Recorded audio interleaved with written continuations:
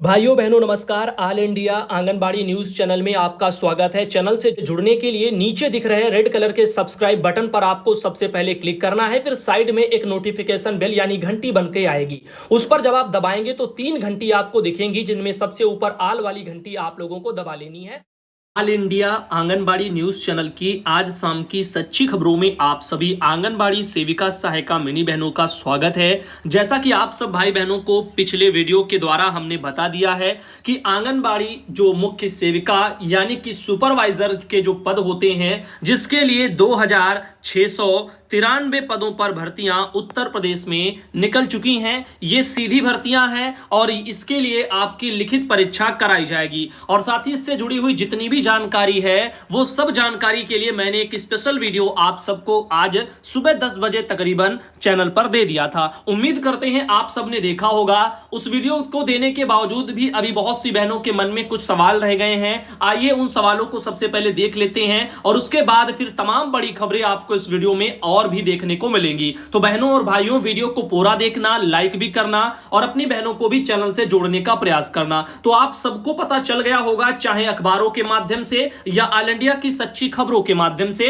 कि मुख्य सेविका यानी कि सुपरवाइजर के 2693 पद हैं, जिन पर सीधी भर्ती के लिए लिखित परीक्षा के लिए आवेदन लिए जाएंगे आपके 3 अगस्त से। तो ऐसे में ये वही लोग आवेदन कर पाएंगे जिन्होंने पीटी की परीक्षा 2021 की यानी पिछली पीटी की परीक्षा दी थी। तो ऐसे में देखिएगा कुछ बहनों के सवाल हैं, जैसे कि यहां पर गोंडा यूपी से एक बहन है, उनका क्या कहना है। अगर आप भी इनकी बात से सहमत हैं तो कमेंट में अपनी राय देना। इनका कहना है, भैया जी आप सभी बहनों को जागरूक करें कि इस भर्ती प्रक्रिया को रोकने के लिए कोर्ट से स्टे लें, क्योंकि लंबे समय से हम सभी बहनें योग्यता होने के बाद भी प्रमोशन प्रक्रिया की प्रतीक्षा में आज भी बैठी हैं और इसके लिए पहले प्रमोशन से पद भरे जाएं, उसके बाद जो है रिक्त पदों पर भर्तियां हो।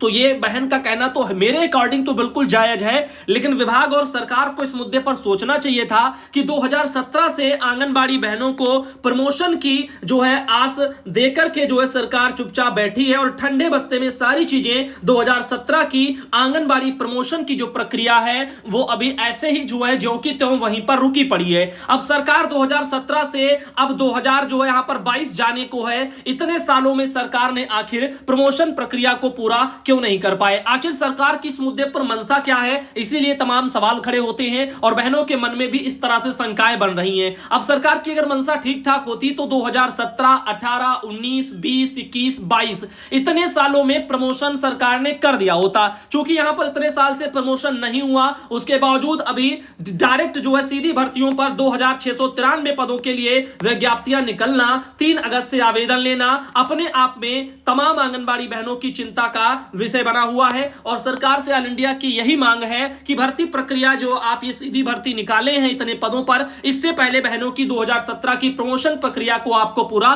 करना चाहिए ताकि उनकी वो समस्या सॉल्व हो। और वैसे भी आप सबको पता है 50% जो पद होते हैं वो प्रमोशन से और बचे 50% जो पद होते हैं वो सीधी भर्ती के द्वारा भरे जाते हैं। ऐसे कई राज्यों में प्रावधान है। तो यहां पर सरकार से इसके बारे में भी कहना चाहूंगा, 2693 जो आप जो है सीधी भर्ती के लिए सुपरवाइजर के पदों पर निकाल रहे हैं, क्या प्रमोशन के लिए आंगनबाड़ी बहनों को भी इतने पद मिलेंगे? क्योंकि आप सब जानते हो इतने पदों के लिए प्रमोशन नहीं हो रहा है, मुश्किल से 500-600 के तकरीबन पद थे। तो ऐसे में अब यह भी दिक्कत हो रही है। तो बाकी तमाम मुद्दे हैं और प्रमोशन की प्रक्रिया भी इतने सालों में ना होना एक समस्या का कारण बनी हुई है। वैसे आप सब बहनें क्या चाहती हैं कमेंट करके बताएं। एक और ये बहन है, इनका क्या कहना है, मैं सोमा है आंगनबाड़ी, और इनका कहना है, भैया जी मैं 2021 वाली जो पेपर है वो नहीं दिया था, तो हम इस वाले में नहीं भर सकते हैं। अगली बार मेरा जो है यहां पर आएगा नहीं और रहेगी जो है भरने की इस तरह, यानी एज नहीं रहेगी। तो एज उन्होंने गलत लिखा है,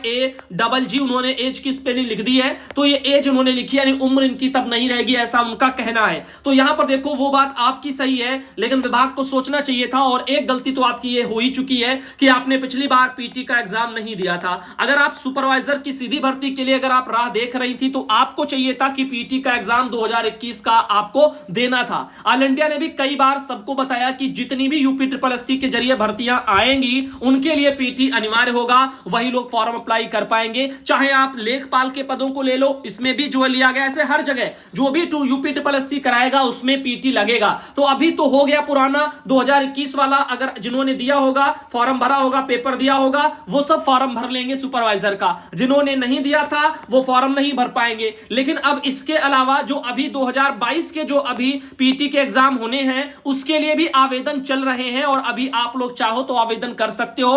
अगली जो पीटी की परीक्षा होगी 2022 की, उसको आप जरूर दीजिए, पास हो जाइए। अगर 2022 में 23 में अगली जो भर्तियां निकलेंगी आगामी एक साल में, उनमें कम से कम आप जो है फॉर्म डाल पाओगे। इस बात का भी आपको विशेष ध्यान रखना है। जो एक गलती हो गई उसको बार बार नहीं दोहराना है। अब देखिए बहन, इनका कहना है वाराणसी से हूं पूनम, और मुझे यह जानकारी चाहिए थी क्या बीए लास्ट ईयर में सोशियोलॉजी होना जरूरी है सुपरवाइजर का फॉर्म भरने के लिए। तो देखो इनका कहना है कि मैंने बीए हिंदी, संस्कृत और सोशियोलॉजी से किया था, और लास्ट ईयर में एक सब्जेक्ट छूट जाता है तो उन्होंने सोशियोलॉजी छोड़ दिया था। तो ऐसे में देखिएगा अभी आपकी समस्या का जवाब मिलेगा, और सरकारी आदेश के मुताबिक मिलेगा कि उसमें क्या क्या लिखा है। अब देखिए सर्वेश कुमारी बहन है बुलंदशहर से, इनका भी इसी तरीके का समस्या है। इनका भी ग्रेजुएशन है हिंदी, इकोनॉमिक्स वगैरह, पॉलिटिकल साइंस, एमए सोशियोलॉजी से किया। इस तरह से उनका भी जो भी योग्यता है वो सब उन्होंने लिखी है। बाकी पीटी का इन बहन ने एग्जाम भी दिया था, इनका परसेंटाइल 32 बना है। तो देखो पीटी के लिए अनिवार्य बात यह है कि आपने 2021 की पिछली पीटी परीक्षा आपने दी हो। अब बशर्ते उसमें नंबर कम है ज्यादा है उससे फर्क नहीं पड़ता, आप फॉर्म भर पाएंगे। बस परीक्षा में आप बैठे हो इतना जरूरी है, ये आपको ध्यान रखना है। सुबह उस मुद्दे पर बात हो चुकी है, तो ऐसे में आपका फॉर्म भर जाएगा, आपके लिए खुशी की बात है। तैयारियां भी शुरू कर दीजिए। बाकी देखिएगा अब हम आपको दिखाना चाहेंगे, यहां पर आप देख सकते हो कि परीक्षा का जो आधार है वो देखो, यानी चयन का जो आधार है वो लिखित परीक्षा है, यानी इसके लिए लिखित परीक्षा आपकी करवाई जाएगी। और यहां पर इंटरव्यू जैसा कोई भी प्रावधान नहीं है, तो इंटरव्यू इस बार नहीं होगा, इस बात का आपको ध्यान देना है। क्योंकि ग्रुप सी के जितने भी पद होते हैं सबके लिए इंटरव्यू खत्म कर दिया गया था, तो साक्षात्कार यहां पर बंद कर दिया गया है। लिखित परीक्षा कराई जाएगी इसके लिए, और आप लोग तैयारियां करो। अब बात करते हैं यहां पर आपकी अनिवार्य अर्हता के बारे में, जो शैक्षिक वाली होती है कि क्या क्या आप लोगों का पढ़ा होना जरूरी है। तो यहां पर देखिए आप साफ शब्दों में देख सकते हैं, लिखा है अभ्यर्थी भारत में जो है यहां पर विश्वविद्यालय हो या जो भी हो, विधि द्वारा स्थापित किसी विश्वविद्यालय से एक विषय के रूप में समाजशास्त्र या फिर समाज कार्य या फिर गृह विज्ञान या फिर पोषण और बाल विकास, इनके साथ में कला में स्नातक उपाधि या सरकार द्वारा उसके समकक्ष मान्यता प्राप्त कोई उपाधि अगर उपाधि रखता है, यानी तो यहां पर वो मान्य होगा, फॉर्म भर पाएगा। और ये तो आपकी प्राइमरी एक चीज हो गई एक तरह से जो अनिवार्यता है। बाकी पीटी का भी आपको ध्यान रखना है, उसको नहीं भूलना है कि इतना इतना ये है, पीटी नहीं दिया तो भी भर देंगे, ऐसा नहीं है। ये भी जरूरी है और पीटी जरूरी है। तो पीटी जिन्होंने पिछले साल का दिया है वो भर पाएंगे। बाकी विषय के संबंध में इतना ही इसमें लिखा है, और ऐसे में आप भर सकते हैं। तो लास्ट में छूट भी गया तब भी कोई बात नहीं है, स्टार्टिंग के 2 साल आपका सब्जेक्ट रहा है, बस इतना ही जरूरी होता है। उदाहरण स्वरूप आपको मैं बताना चाहूंगा, जैसे मान लीजिए कोई बीएड कर रहा है, मान लीजिए मैं ही कर रहा हूं। अब बीएड में मैंने मान लीजिए ग्रेजुएशन में मेरे जो सब्जेक्ट थे उसमें जो है हमारा मैथ था, और उसके अलावा जो है फिजिक्स था, और उसके अलावा केमिस्ट्री था।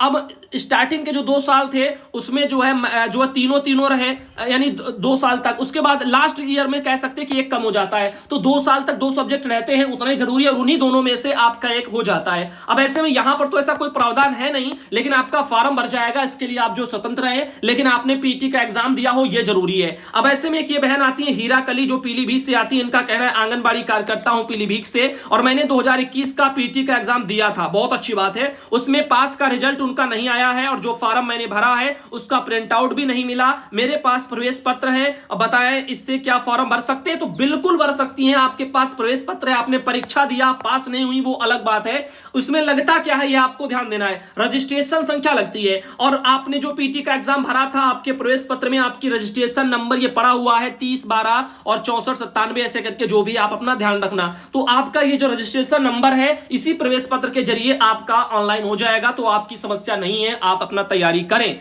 इधर आप देख सकते हैं ये आपका जो प्रवेश पत्र है इससे ही काम बन जाएगा, क्योंकि मैंने सुबह के वीडियो में बात किया था, रजिस्ट्रेशन नंबर जो पीटी का एग्जाम का होगा पिछले साल का, और प्लस आपका जन्म तिथि, मोबाइल नंबर, यही सब डाल डूल करके करके आपका जो है वहां पर फॉर्म ऑनलाइन होगा और आपका जो भी फोटो होगा, जो भी सिग्नेचर होंगे, वो सब पीटी के एग्जाम जब आपने भरा था उसमें ही जो आपने अपलोड किए थे वही सब प्रदर्शित होने लग जाएंगे। अब आपको बताना चाहेंगे अगली एक जो है जानकारी, इनका कहना है ये सोमा बहन है और इन्होंने जो 2021 का पेपर नहीं दिया था, इस तरह से वो कहती है, इनका समस्या भी दिखाया जा चुका है। बाकी ये आती है एक और बहन, इनका कहना है नौकरी की इनको बहुत जरूरत है और बरेली से है, क्या आप कोई मदद कर सकते हैं? तो देखो, हम कोई सरकार नहीं है जो हम नौकरी आपको दे देंगे। नौकरी के लिए जब भर्तियां निकलती हैं, फॉर्म अप्लाई करिए, जानकारी रखिए, जानकारी देखिए इधर उधर से कि किस किस जो है यहां पर पदों पर भर्तियां कहां कहां किन किन विभागों में निकली हैं, क्या उसके लिए आप योग्य हैं कि नहीं है, आप क्या योग्यता रखती हैं, आप उन मानकों को देखिए और फॉर्म अप्लाई करिए और नौकरी लीजिए। ये थोड़ी है कि कोई किसी के कहने से किसी को कुछ नौकरी मिल जाएगी।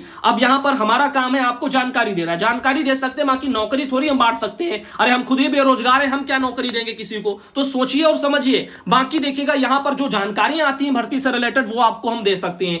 अब ये जो व्यक्ति हैं मास्टर साहब जो रिटायर हो चुके थे, जो खो गए थे, जिनके बारे में कल सुबह दिखाया गया था, अभी भी फिलहाल ये नहीं मिले हैं और इनके घर वालों का कहना है इनको हर वीडियो में दिखा दीजिए, जब भी ये मिल जाएंगे हम आपको सूचित कर देंगे। इन्होंने देखिए कहा भैया जी ये खबर अगर आप हर वीडियो में दिखा देंगे तो सबको पता चल जाएगा, तो जल्दी मिल जाएंगे और जब मिल जाएंगे तो जो है हम आपको सूचित कर देंगे, इस तरह से उनका कहना है। तो अच्छी बात है, अगर किसी को ये मिलते हैं तो भाई अवगत जरूर कराना। साथ ही साथ आपको बता दें बिहार सरकार से आप देख सकते हो एक लेटर आपको दिखाने जा रहे हैं। अभी बहुत मुद्दे हो गए आपके उत्तर प्रदेश के, अब बिहार का मैटर देख लीजिएगा।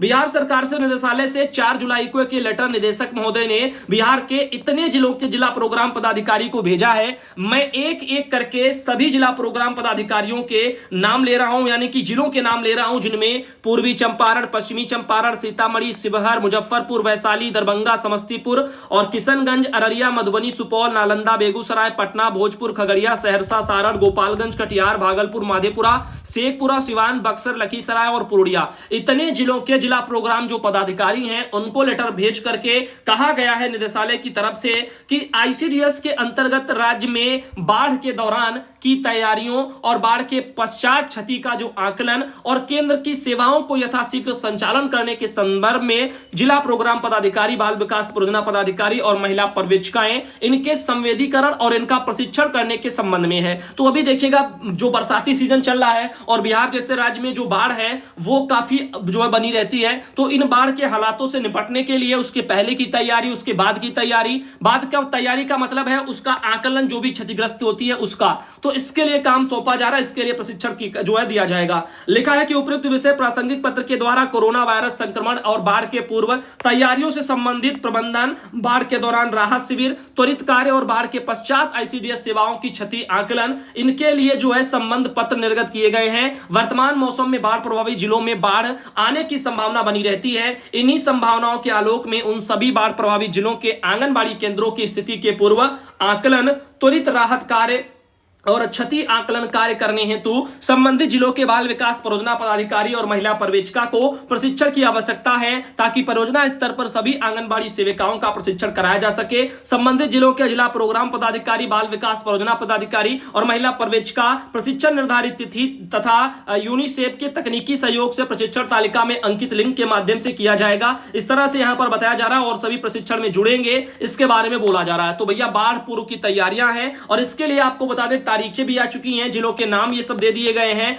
6 जुलाई को इनके यहां पर है, जिनमें पूर्णिया, कटिहार, किशनगंज, अररिया, सुपौल, माधेपुरा, सहरसा, सीतामढ़ी, शिवहर, मुजफ्फरपुर, वैशाली, बेगूसराय, पूर्वी चंपारण, पश्चिमी चंपारण, इतने जिलों का दिनांक लगा है 6 जुलाई। 11:30 बजे से 1:30 बजे तक है। जूम लिंक के माध्यम से होगा। पासवर्ड 11222 इस तरह से दिया गया है। और दरभंगा, समस्तीपुर, मधुबनी, सारण, सिवान, गोपालगंज, नालंदा, पटना, भोजपुर, बक्सर, भागलपुर, खगड़िया, लखीसराय, शेखपुरा, इतने जिलों में 7 जुलाई को होगा। 11:30 बजे से 1:30 बजे वही समय है। और 11 और 222 इस तरह से यहां पर पासवर्ड दिया गया है। और बाकी जूम लिंक आपकी प्रदर्शित हो रही है। जूम लिंक आपको विभाग के द्वारा भाइयों बहनों भेज दी जाएगी, इसके लिए आप परेशान ना होना। आगे बात करते हैं, आपको कुछ और भी मुद्दों पर हम चर्चा कर लेते हैं, जैसे कि पोस्टर ट्रैकर पर जब आप लाभार्थियों को डिलीट करती हैं तो आपके कुछ इस तरीके से डिलीट वाले फोल्डर में दिखने लग जाते हैं। अब यहां से कैसे हटाना है वो ध्यान देना। ये आपको डिलीट वाला ऑप्शन मिल जाएगा, इसी डिलीट वाले ऑप्शन में आपको टच करना है। उसके बाद लिख करके आएगा इस तरह से तो are you sure your want to remove this item, तो यहां पर आपको यस कर देना है।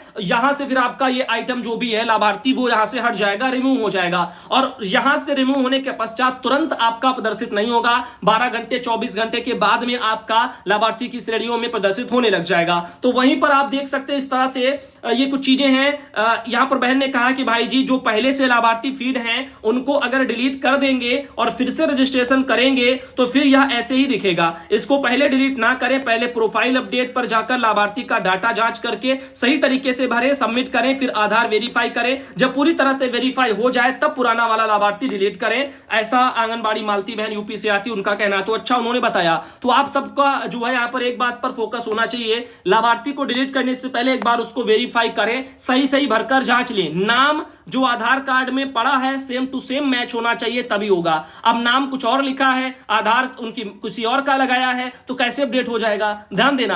अब नई फीडिंग हो रही है उसमें समस्या नहीं आती। क्यों? क्योंकि उसमें जो आप भरते सबकी कैटेगरी अलग है। पिता वाले आधार की अलग, माता वाले आधार की अलग, अभिभावक वाले की यानी अभिभावक और पिता की अलग, माता की अलग, बच्चे की अलग, 3 अलग दे दी गई। अब जिसमें भरना है उसी का नाम डालने के लिए भी अलग से आता है, तो वेरिफिकेशन में आपका मिसमैच नहीं होता। लेकिन पिछली जो फीडें थी उसके अकॉर्डिंग आप वेरीफाई करते हैं तो वहां पर नाम तो आपने बच्चे का लाभार्थी का डाल रखा, अब और बाकी आधार आपने उसमें ये तो डिस्क्राइब नहीं किया था, ना ही उसके लिए कोई कॉलम था कि जो माता का आधार था या पिता का अभिभावक का था। तो ऐसे में जो है अब वहां पर नाम बच्चे का हो गया, आधार माता का पिता का किसी का लगा। अब वो कैसे वेरीफाई हो जाएगा? वो तो मिसमैच बचाएगा, यानी बताएगा उसी आईडी के माध्यम से जो आईडी आपने आधार वाली डाल रखी है। तो इसीलिए आपको नई फीडिंग में ध्यान देना है, जो आधार नंबर है उसी आधार में नाम है वही पड़ेगा। और चूंकि लाभार्थी का फीड कर रही है तो पुराने में ये आपका सिस्टम नहीं लागू होगा। पुराने में तभी होगा जब लाभार्थी का ही आधार पड़ेगा, यानी बच्चे का नाम है तो बच्चे का ही आधार लगे तब होगा। लेकिन नई फीडिंग जब आप करेंगी इस टाइम पर तो उसमें आप नाम बच्चे का डालेंगी, उसके बाद जब आधार पूछेगा तो जिसका आधार पूछ रहा है मान लीजिए माता का भरा तो माता का भी नाम डालने के लिए ऑप्शन आता है। तो वेरिफिकेशन में आपके दोनों मैच हो जाएंगे। ये हमारा कहने का तात्पर्य है। तो आप इस बात का थोड़ा ध्यान रखें।